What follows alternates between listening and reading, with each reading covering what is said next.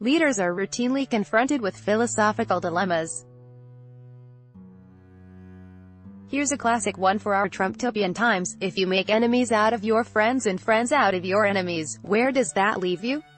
This article was originally published at TomDaspatch. What does winning, or losing, really look like? Is a world in which walls of every sort encircle America's borders a goal worth seeking? And what would be left in a future fragmented international economic system marked by tit-for-tat tariffs, travel restrictions, and hyper-nationalism? Ultimately, how will such a world affect regular people? Let's cut through all of this for the moment and ask one crucial question about our present cult of personality era in American politics. Other than accumulating more wealth and influence for himself, his children, and the Trump family empire, what's Donald J. Trump's endgame as president? If his goal is to keep this country from being, as he likes to complain, the world's piggy bank, then his words, threats, and actions are concerning. However bombastic and disdainful of a history he appears to know little about, he is already making the world a less stable, less affordable, and more fear-driven place. In the end, it's even possible that, despite the upbeat economic news of the moment, he could almost single-handedly smash that piggy bank himself, as he has many of his own business ventures. Still, give him credit for one thing: Donald Trump has lent remarkable new meaning to the old phrase, the imperial presidency. The members of his administration, largely a set of aging white men, either conform to his erratic wishes or get fired. In other words, he's running domestic politics in much the same fashion as he oversaw the boardroom on his reality TV show The Apprentice. Now, he's begun running the country's foreign policy in the same personalized, take no prisoners, you're fired style. From the moment he hit the Oval Office, he's made it clear at home and abroad that it's his way or the highway. If only, of course, it really was that simple. What he will learn, if learning process, and President Trump can even occupy the same sentence, is that firing Canada, the European Union, EU, or for that matter China has a cost. What the American working and the middle classes will see, sooner than anyone imagines, is that actions of his sort have unexpected global consequences. They could cost the U.S. and the rest of the world big time. If he were indeed emperor and his subjects, that would be us, grasped where his policies might be leading, they would be preparing a revolt. In the end, they, again, that's us, will be the ones paying the price in this global chess match. The art of Trump's deals so far: President Trump has only taken America out of trade deals or threatened to do so if other countries don't behave in a way that satisfies him. On his third day in the White House, he honored his campaign promise to remove the U.S. from the Trans-Pacific Partnership, a decision that opened space for our allies and competitors, China in particular, to negotiate deals without us. Since that grand exit, there has, in fact, been a boom inside deals involving China and other Pacific Rim countries that has weakened, not strengthened, Washington's global bargaining position. Meanwhile, closer to home, the Trump administration has engaged in a barrage of NAFTA baiting that is isolating us from our regional partners, Canada and Mexico. Conversely, the art of the deal aficionado has yet to sign a single new bilateral trade deal. Despite steadfast claims that he would serve up the best deals ever, we have been left with little so far but various tariffs and an onslaught against American trading partners. His one claim to bilateral trade deal fame was the renegotiation of a 6-year-old deal with South Korea in March that doubled the number of cars each U.S. manufacturer could export to South Korea, without having to pass as many safety standards. As White House Press Secretary Sarah Sanders put it, when speaking of Kim Jong-un's North Korea, the president is, I think, the ultimate negotiator and dealmaker when it comes to any type of conversation. She left out the obvious footnote, however, any type that doesn't involve international trade. In the past 4 months, Trump has imposed tariffs, exempting certain countries, only to reimpose them at his whim. If trust were a coveted commodity, when it came to the present White House, it would now be trading at zero. His supporters undoubtedly see this approach as the fulfillment of his many campaign promises and part of his classic method of keeping both friends and enemies guessing until he's ready to go in for the kill. At the heart of this approach, however, lies a certain global madness, for he now is sparking a set of trade wars that could, in the end, cost millions of American jobs. The Allies. On May 31, Commerce Secretary Wilbur Ross confirmed that Canada, Mexico, and the EU would all be hit with 10% aluminum and 25% steel tariffs that had first made headlines in March. When it came to those two products, at least, the new tariffs bore no relation to the previous average 3% tariff on US-EU traded goods. That way, Trump's tariffs, initially supposed to be aimed at China, a country whose president he's praised to the skies and whose trade policies he's lashed out at endlessly, went global. And not surprisingly, America's closest allies weren't taking his maneuver lightly. As the verbal abuse level rose and what looked like a possible race to the bottom of international etiquette intensified, they threatened to strike back. In June, President Trump ordered that a promised 25% tariff on $50 billion worth of imported goods from China also be imposed. In response, the Chinese, like the Europeans, the Canadians, and the Mexicans, immediately promised a massive response in kind.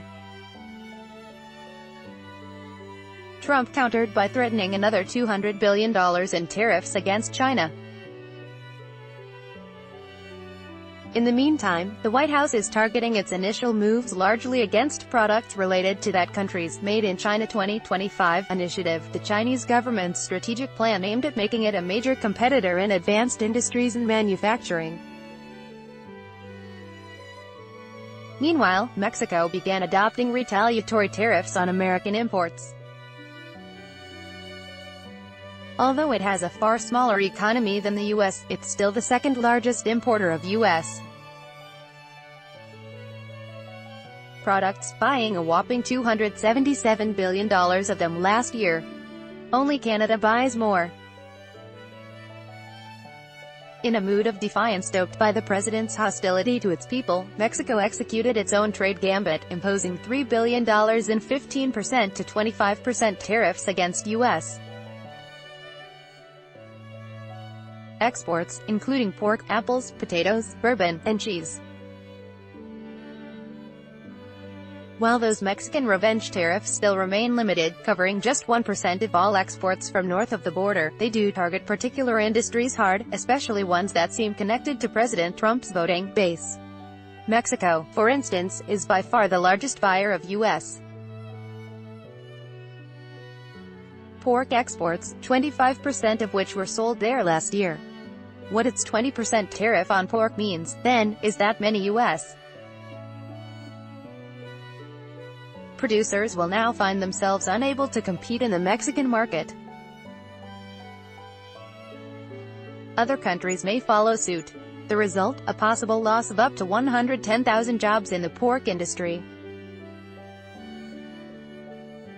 Our second North American Free Trade Agreement, NAFTA, partner, for whose Prime Minister, Justin Trudeau, there is a special place in hell, according to a key Trumpian trade negotiator, plans to invoke tariffs of up to 25% on about $13 billion in U.S.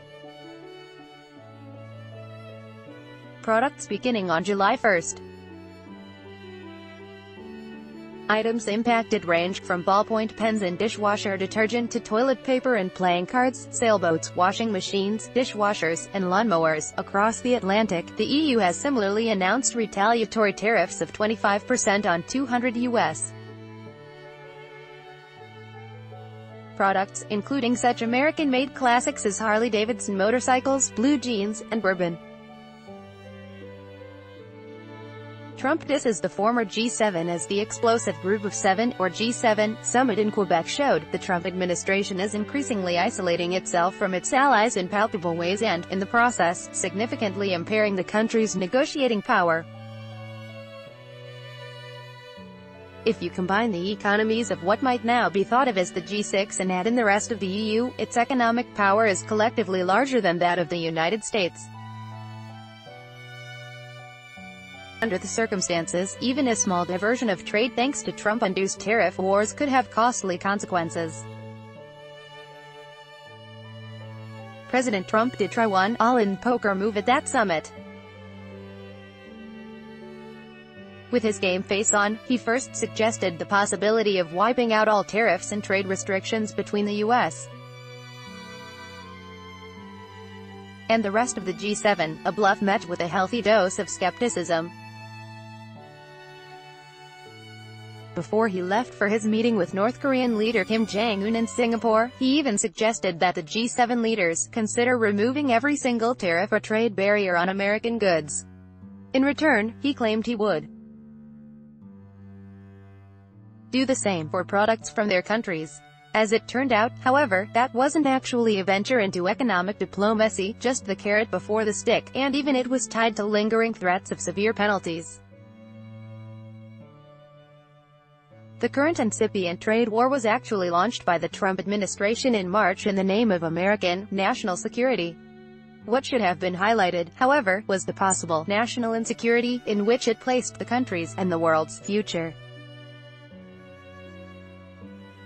After all, a similar isolationist stance in the 1920s and the subsequent market crash of 1929 sparked the global Great Depression, opening the way for the utter devastation of World War II. European Union countries were incredulous when Trump insisted, as he had many times before, that the U.S. is a victim of unfair trade practices, citing the country's trade deficits, especially with Germany and China. At the G7 summit, European leaders did their best to explain to him that his country isn't actually being treated unfairly. As French President Emmanuel Macron explained, France runs trade deficits with Germany and the United Kingdom on manufactured goods, even though all three countries are part of the EU single market and have zero tariffs between them. Having agreed to sign on to a post-summit joint statement, the president suddenly opted out while on his flight to Singapore, leaving his allies in the lurch, and subsequently slamming the Canadian Prime Minister as very dishonest and weak.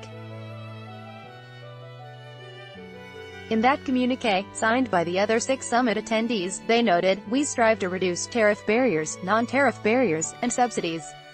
We acknowledge that free, fair and mutually beneficial trade and investment, while creating reciprocal benefits, are key engines for growth and job creation." The pushback, the fallout domestically from the coming trade wars could be horrific if Trump truly makes good on his promises and refuses to back down, while the countries he's attacking ratchet up their own responses, whether in terms of tariffs or simply a refusal to buy American goods. According to the U.S. Chamber of Commerce, up to 2.6 million American jobs could be threatened if, in the process, the U.S. also withdraws from NAFTA. Even American CEOs are now running scared of the CEO-in-chief. A recent survey conducted by the Business Roundtable Lobby Group, chaired by J.P. Morgan Chase CEO Jamie Dimon, revealed that their Economic Outlook Index had declined this past quarter from a record high, the first drop in 2 years. According to the report, nearly 2/3 of the CEOs surveyed considered trade policy a serious risk, rather than planning future corporate hiring sprees, as Trump might have us believe. Their fears of future trade wars actually seem to be curtailing job expansion plans. European leaders at the G7 summit admitted that, despite their own role in escalating global trade tensions, the coming wars would hurt everyone. And therein lies the danger and the disconnect. Thanks largely to Donald Trump, the leaders of the key countries on the planet could now proceed to destroy trade relationships, knowing full well that the results will hurt their workers and damage the global economy. A recent report by Andy Stokell and Warwick McKibben for the Brookings Institution analyzed just such a future trade war scenario and found that, if global tariffs were to rise just 10%, the gross national product (GDP) of most countries would fall by between 1% and 4.5%, the U.S. GDP by 1.3%, China's by 4.3%. A 40% rise in tariffs would ensure a deep global recession or depression.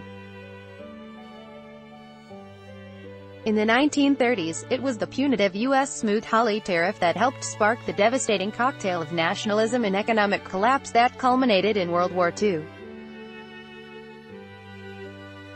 This time, who knows what the Donald's tariffs will spark?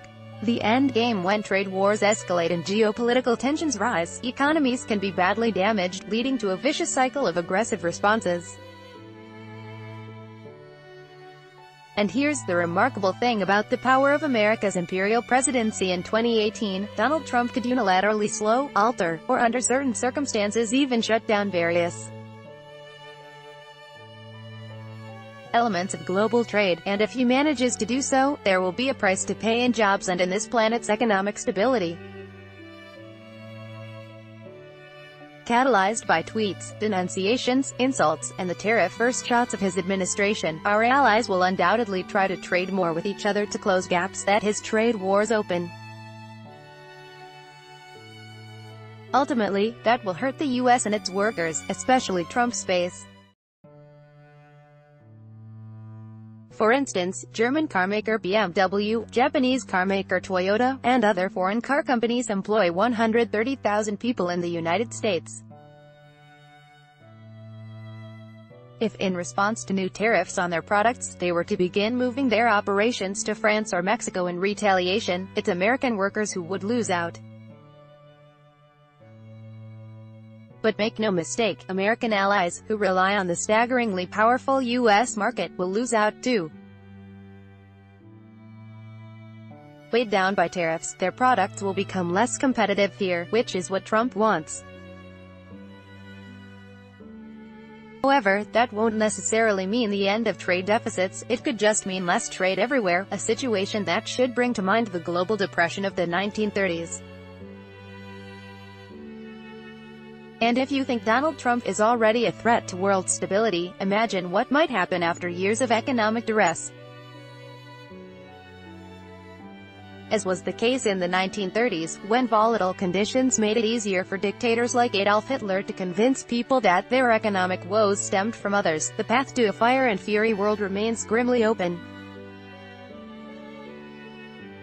In Washington, Donald Trump's unique version of the imperial presidency seems to be expanding to fill any void as alliances like the G7 that were once so crucial to the way the United States dominated much of the planet and its economy are being diminished. The question that should make anybody nervous is not yet answerable: what's the end game? The global economic system first put in place after World War II was no longer working particularly well even before President Trump's trade wars began. The problem now is that its flaws are being exacerbated. Once it becomes too expensive for certain companies to continue operating as their profits go to tariffs, their tariffs deflect their customers elsewhere, or nowhere. One thing is certain, it will get worse. Nomi Prinz is a Tom Dispatch regular. Her latest book, Collusion: How Central Bankers Rigged the World, Nation Books, was just published. Of her 6 other books, the most recent is All the President's Bankers: The Hidden Alliances That Drive American Power. She is a former Wall Street executive. Special thanks go to researcher Craig Wilson for his superb work on this piece.